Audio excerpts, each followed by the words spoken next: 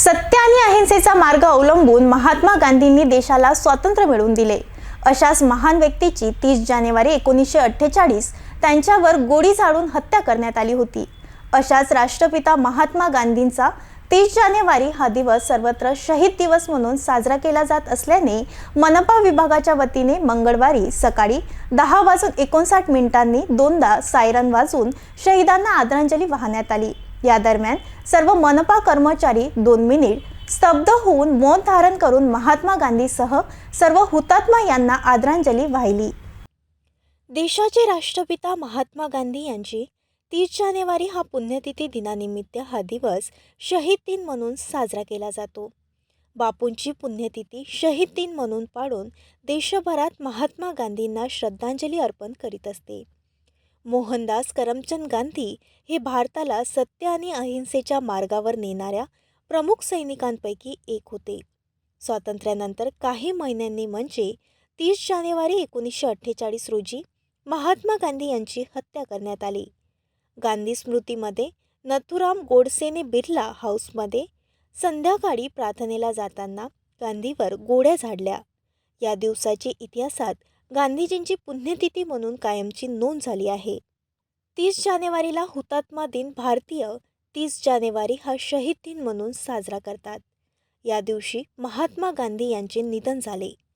अशाच कार्यक्रमाचे आयोजन अमरावती मनपा विभागाच्या वतीने दरवर्षी आयोजित केले जाते।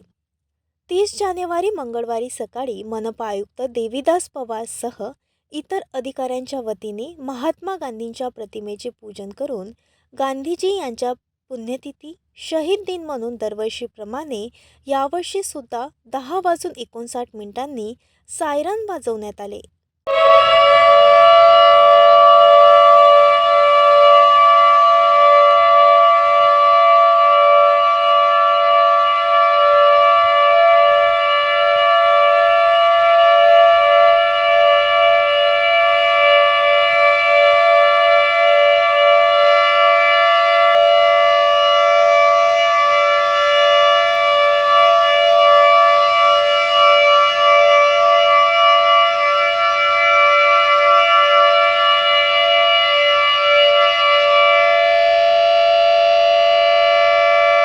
या दरम्यान सर्व मनपा अधिकारी कर्मचारी स्तब्ध होऊन सर्व शहीदांना 2 मिनिट मौन धारण करून आदरांजली वाहण्यात आली।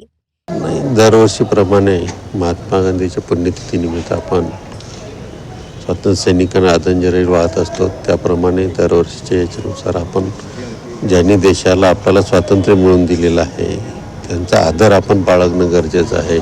तसं आपण सर्व अमरावतीकर आदरांजली वाहून त्यांचा आदर बाळगूया। सायरनचा विषय तो सायरन आता सायरन वाजणार आहे आणि सायरन वाजल्यानंतर तो सर्व अमरावतीकरांना पूर्ण अमरावतीकरांना आवाज जाईल असाच आहे। त्यावेळेस सर्वांनी थोडंसं स्तब्ध उभं टाकावं आणि आदरांजली वाहावी। देशाला नव्हे तर जगाला शांतीचा संदेश देणारे महात्मा गांधी यांना आज आम्ही श्रद्धांजली अर्पित केलेली आहे। त्यामुळे आज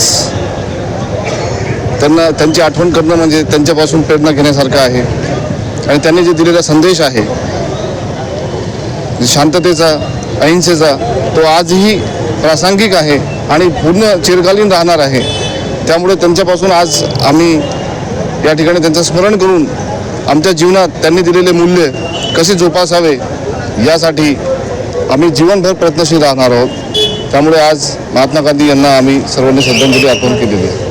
पुन्हा दुसऱ्यांदा सायरन वाजवून महात्मा गांधीसह देशाच्या स्वातंत्र्यासाठी आपल्या प्राणाची आहुती देणाऱ्यांना शहीदांना आदरांजली वाहण्यात आली।